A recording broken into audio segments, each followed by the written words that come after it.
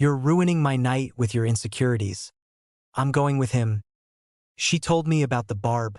The gallery opening smelled like expensive wine and desperation. Claire had insisted we attend her colleague's photography exhibit, something about urban decay and the human condition.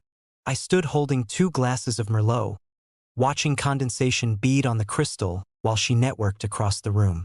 Hello friends, before I continue the story, please support the channel by becoming a subscriber and giving the video a like. Also, let us know in the comments where you're watching right now. For years, that's how long we'd been together. Long enough that her friends had stopped asking when I'd propose. Long enough that my mother had stopped inviting her to family dinners with that hopeful gleam in her eye. Long enough that I'd stopped noticing when the love shifted from passionate to comfortable, from electric to safe. The gallery was one of those converted warehouse spaces in the arts district, all exposed ductwork and polished concrete floors. Track lighting illuminated photographs of abandoned buildings, rust, and shadow. People murmured appreciatively, sipping wine and nodding as if they understood something profound. I didn't get it, but Claire did, and that used to be enough for me. I found her near a photograph of a collapsed factory roof, beams twisted like broken bones against a gray sky. She wasn't alone. A man stood too close to her, his body angled in that universal posture of interest.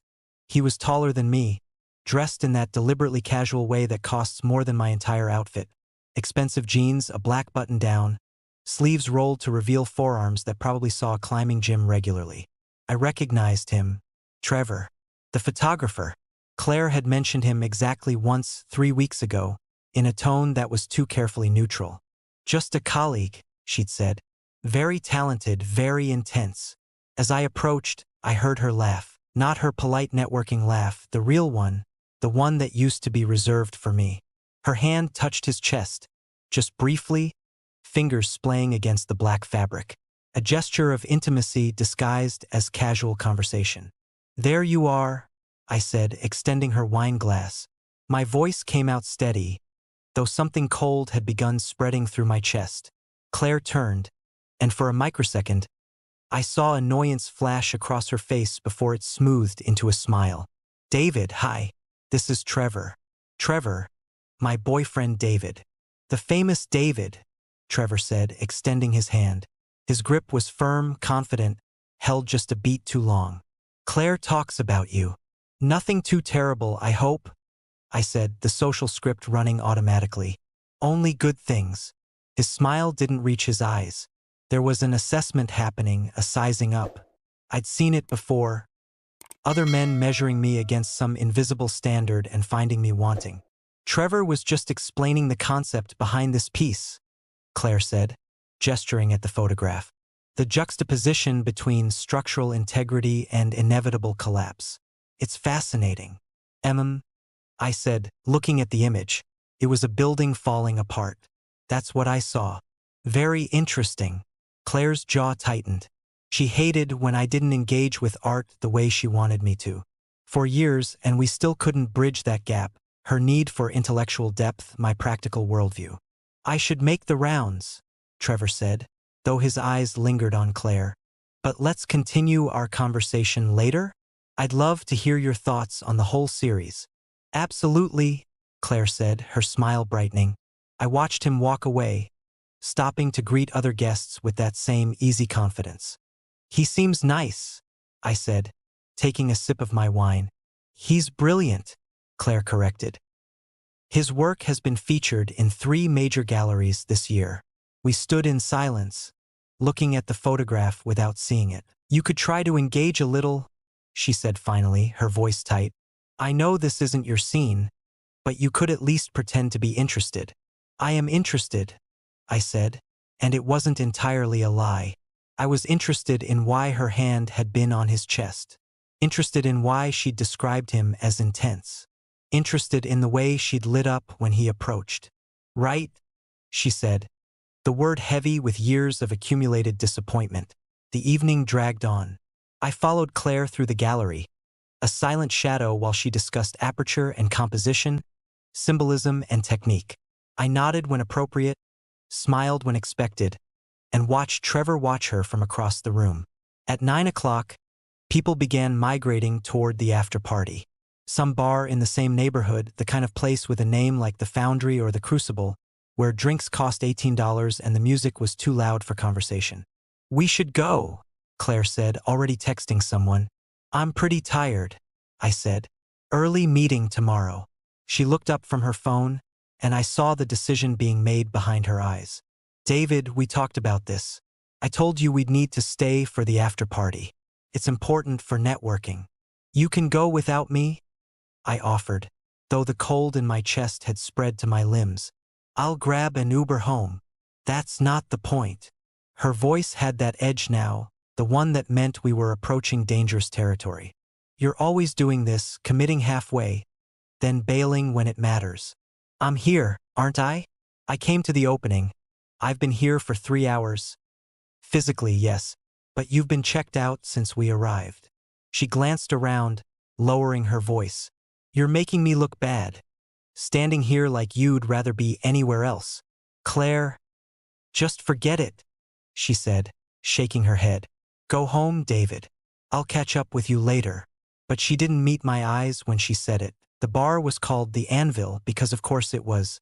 I'd planned to leave, to take that Uber home and maybe start a conversation we'd been avoiding for months. Instead, I found myself following the crowd, watching Claire's back as she walked 3 paces ahead of me, texting. The interior was exactly as predicted. Industrial chic. Exposed brick, Edison bulbs hanging from thick chains. A DJ played something with too much bass. Bodies packed the space, voices rising to compete with the music. Claire disappeared into the crowd. I found a spot at the bar, ordered a whiskey, and told myself I was being paranoid, insecure. All the words she'd been using lately when I questioned anything about our relationship. I nursed my drink and scrolled through my phone, checking work emails I'd already read. 20 minutes passed, then 40. I craned my neck, trying to spot Claire's burgundy dress in the sea of black clothing. Then I saw them. They were in a corner booth, the kind with high backs that created a private space. Trevor's arms stretched along the seat behind her shoulders. Claire leaned in close, speaking directly into his ear because of the noise. At least that's what I told myself for the first 5 seconds. Then his hand dropped from the seat back to her shoulder. His fingers traced the strap of her dress, a gesture too intimate for colleagues, too familiar for a second conversation. Claire didn't pull away. She laughed at something he said, her hand landing on his thigh. The whiskey turned sour in my mouth. I made my way through the crowd, each step feeling like walking through water. They didn't see me approach, too absorbed in their private bubble. I watched as Trevor leaned in closer, his lips nearly touching her ear, whispering something that made her flush. When I was 3 feet away, he kissed her neck. Not a peck, not an accident. A deliberate, slow press of his lips against her skin just below her ear. The kind of kiss that promised more. Claire's eyes closed. For a heartbeat, she leaned into it. Then she saw me. Her eyes went wide. I watched the calculations happen in real time: deny, deflect, attack. She chose attack. "David," she said, pulling away from Trevor, but not far enough, not fast enough. "What are you doing?" "I could ask you the same question," I said, surprised by how calm my voice sounded. Inside, I felt like that collapsed factory from the photograph, all my structural integrity finally giving way. Trevor had the decency to look slightly uncomfortable, but he didn't move his arm from around her. "Hey, man." "No," I said, still looking at Claire. "Not you. Her." "We were just talking," Claire said, her voice rising defensively. "God, David, you're being ridiculous. He kissed your neck. It was nothing. Just, the music's loud." He was trying to be heard. "Claire." I said her name like a period, a full stop. "Don't insult both of us by lying." People nearby were starting to notice. Claire hated scenes. I watched her face harden, watched her make the choice to burn everything down rather than admit she was wrong. "You know what?" She stood, smoothing her dress. "I am so sick of this.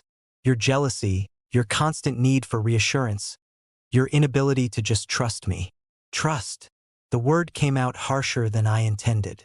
I just watched another man kiss you, and you let him. Because you're suffocating me, she shouted. And now people were definitely watching. For years of you being so safe, so reliable, so boring. Do you know what it's like? Everyone thinks you're such a catch. Stable job, nice guy, checks all the boxes. But there's nothing underneath, David. No passion, no fire. You're just there. Always there, being perfectly adequate.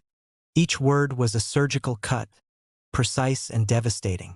I could feel Trevor's discomfort radiating off him, but he stayed silent, probably realizing he was witnessing something intimate and ugly. So what? I asked quietly. You've been looking for an upgrade? I've been looking for someone who makes me feel something, she said, and her eyes flicked to Trevor. The confession was in that glance. The cold in my chest had spread everywhere. I was numb with it, frozen in place. For years, plans we'd half made, a future we'd discussed in abstract terms. The apartment we'd started looking at last month. The drawer of her things at my place. All of it, rendered meaningless in the time it took for one man to kiss her neck. How long? I asked. David, how long have you been feeling like this? How long have I been boring you? She had the grace to look away. It doesn't matter. It matters to me. You're ruining my night with your insecurities, she said, and something in her voice had shifted from defensive to cruel. I'm going with him. At least Trevor knows how to make me feel alive. The words hung in the air between us. Trevor shifted uncomfortably, clearly not expecting to be named so directly in the destruction of a 4-year relationship. Claire, maybe we should, he started. No, she said, grabbing her purse from the booth. I'm done apologizing for wanting more than mediocrity. I'm done feeling guilty for being attracted to someone who actually has depth. She looked at me then, and I saw a stranger. Or maybe I saw clearly for the first time. Go home, David. This was over a long time ago. We both knew it, but we hadn't both known it. That was the knife twist. I'd been living one reality while she'd been in another, counting down to an escape I never saw coming. She walked past me, and Trevor followed after a moment, offering me a half-apologetic shrug. I watched them leave together, her hand finding his as they pushed through the crowd toward the exit. I stood there for what might have been seconds or hours, while the DJ played and people danced and the world continued spinning despite the fact that mine had just stopped. Then I walked out, not running, not making a scene, just walking with clear purpose toward the door, onto the street, into the cool night air that hit my face like a baptism. The Uber ride home was silent. The driver tried to make conversation once, saw my face in the rearview mirror, and thought better of it.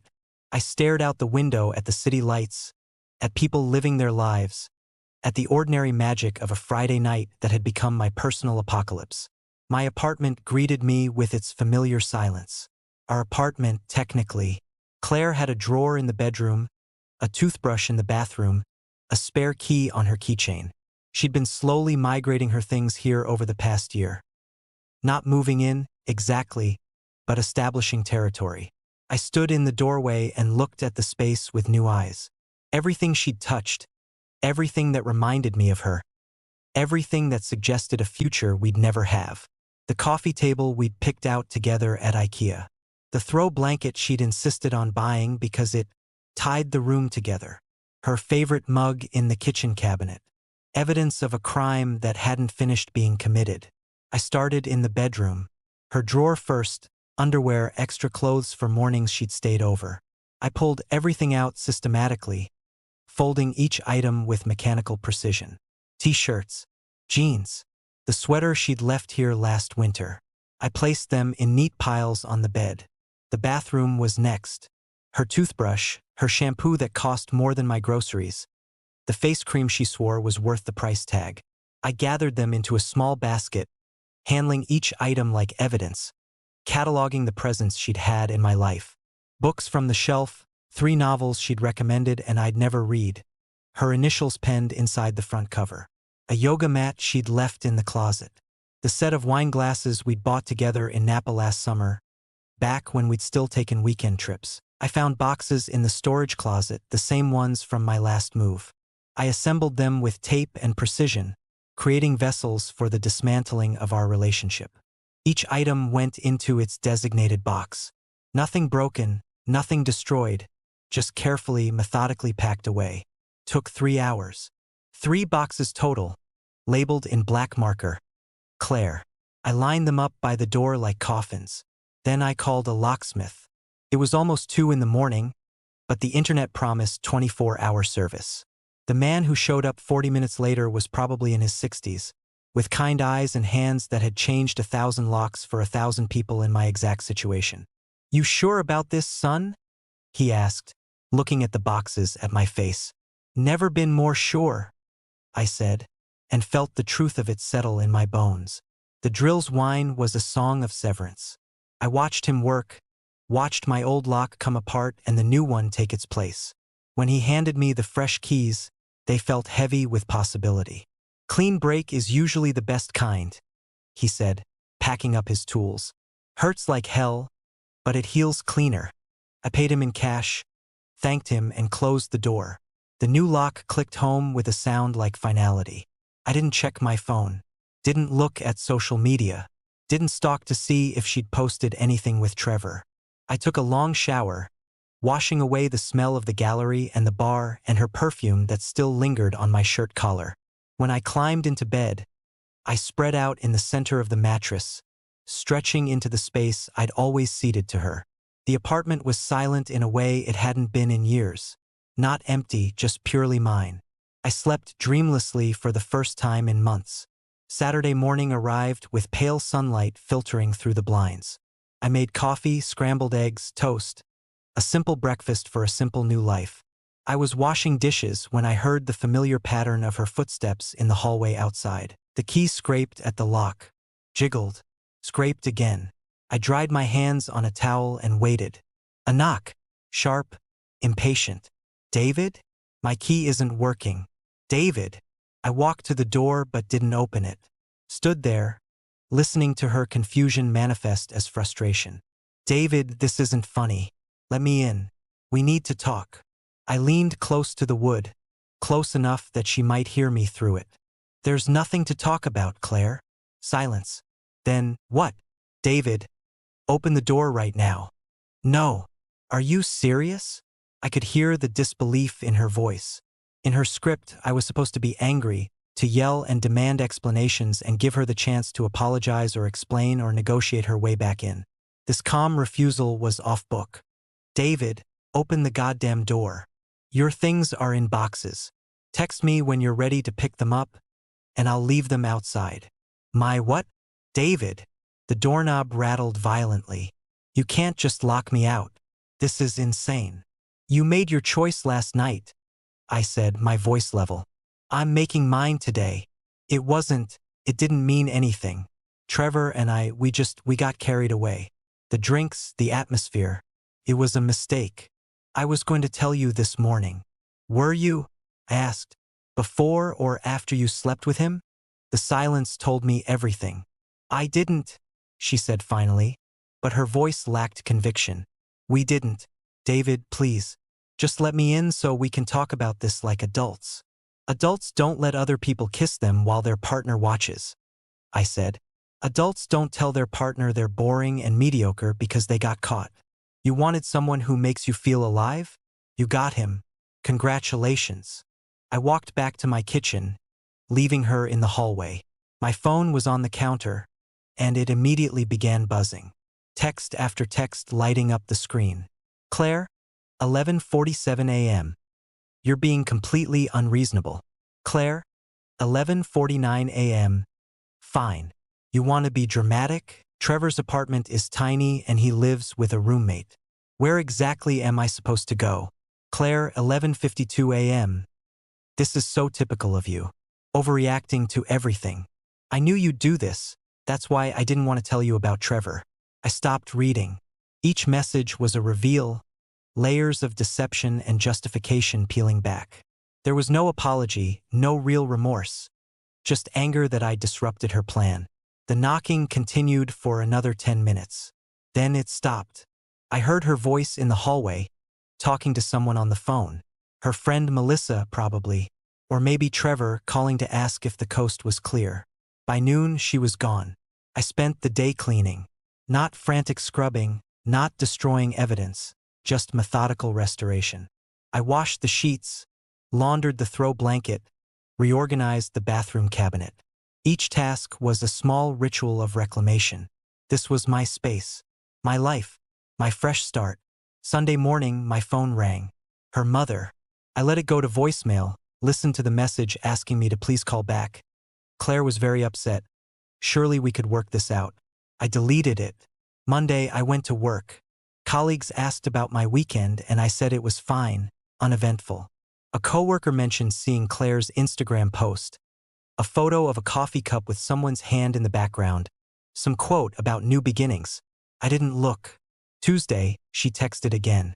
Claire, 3:22 p.m. I'll be by tomorrow at 6 to get my things. We need to talk about how to split the wine glasses and some other items. Me, 3:25 p.m. The boxes will be outside the door at 5:45. Take what's yours. The wine glasses stay. Claire, 3:26 p.m. We bought those together. Me, 3:27 p.m. And you left together. I kept the glasses. Wednesday evening, I set the 3 boxes outside my door at exactly 5:45 p.m. I went back inside, locked the new lock, and turned on music so I wouldn't hear when she arrived. At 7 p.m., I opened the door. The boxes were gone. In their place was a single envelope, my name written on it in her handwriting. I picked it up, felt the weight of it. A letter, probably an explanation, maybe an apology, perhaps a final condemnation. I held it for a long moment, this last artifact of our relationship. Then I walked to the kitchen and dropped it, unopened, into the trash. Whatever she had to say didn't matter anymore. She was a character in a story I'd finished reading. The ending had come, unexpected and brutal, but it was over. I poured myself a whiskey, good whiskey, the kind I'd been saving for a special occasion. I settled onto my couch, in the center cushion I'd always avoided because it was her spot.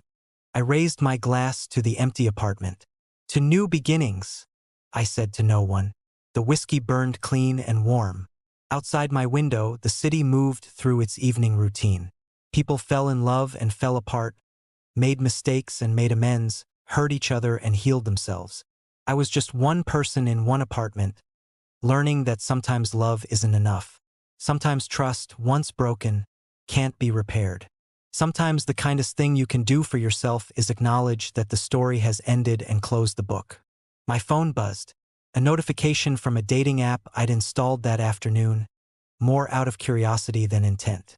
Someone had liked my profile. I swiped it away. Not yet. Maybe not for a while. But someday. For now, I sat in my reclaimed space and felt something I hadn't felt in years. The terrifying, exhilarating freedom of possibility. No more walking on eggshells. No more being perfectly adequate. No more settling for someone who saw me as safe and boring instead of steady and reliable. The gallery photograph flashed through my mind, that collapsed factory, structural integrity giving way to inevitable collapse. But what Trevor's art hadn't captured was what came after the collapse. The clearing of rubble. The empty lot with potential. The foundation that remained, ready to build something new. Claire had been right about one thing, we were over a long time ago. But she'd been wrong about who I was underneath. I wasn't boring. I was selective. I wasn't mediocre. I was stable. I wasn't safe. I was steady. And I didn't need someone who made me feel alive. I needed someone who appreciated that I already was. The week stretched into 2. Then a month. I got a promotion at work. Started going to the gym in the mornings. Reconnected with friends I'd lost touch with during my relationship with Claire. Booked a solo trip to Portland I'd always wanted to take. 3 months later, I ran into Trevor at a coffee shop. He saw me first, hesitated, then approached with the resigned air of someone paying a debt. "Hey," he said. "David, right? Trevor." I nodded, no hostility in my voice, no particular warmth either. He was just another person in a coffee shop. Listen, I wanted to say what happened that night. I shouldn't have. I mean, I knew she was with someone. Was, I said. Past tense. He shifted uncomfortably. Yeah, about that. We're not. She and I aren't together anymore. Just so you know. Okay, I said and meant it. It didn't matter to me what Claire did or who she did it with. She thought we'd be something serious, he continued, seeming to need confession. But I'm not really a relationship guy. I told her that early on, but I don't think she believed me. I almost felt sorry for her. Almost. Sounds like you both got what you wanted, I said. Passion and fire. No boring stability. He winced. She told you that? Among other things. I picked up my coffee from the counter. Good luck, Trevor. Nice work at the gallery. I left before he could respond, stepping out into a crisp autumn morning. The city smelled like coffee and fallen leaves and 1,000 new beginnings. My phone buzzed. Not Claire. I'd blocked her number 2 months ago. A text from Jenna, a woman I'd met at my friend's barbecue last weekend. Smart, funny, a high school teacher with kind eyes and zero interest in photography galleries. Jenna, still on for dinner Friday? Found a great Thai place. Me, absolutely. 7 p.m.? Jenna, perfect. Looking forward to it. I smiled and pocketed my phone. The old me would have spent the next 4 days anxious about the date, overthinking every detail, wondering if I was interesting enough, passionate enough, deep enough. The new me just looked forward to good food and better company. I walked down the street toward my car, past boutiques and bookstores and the ordinary magic of a Tuesday morning. Somewhere in this city, Claire was probably still looking for someone to make her feel alive, still chasing that high of novelty and intensity. I hoped she found it. I really did. But I'd learned something in the rubble of our collapsed relationship. The people who make you feel most alive are often the ones who leave you feeling most empty. The real magic isn't in passion that burns hot and fast. It's in the steady warmth of someone who chooses you, consistently, even when the novelty fades. Claire had wanted fire. I'd wanted a home. We'd both been disappointed. But only one of us had learned the difference between excitement and happiness, between intensity and intimacy, between someone who makes you feel alive and someone who makes you want to live. I got in my car and drove toward my office, toward my job, toward my perfectly adequate, beautifully stable, wonderfully boring new life. And I'd never felt more alive. Thank you for watching all the way through. There's another story to your left screen. You'll enjoy it more than this one.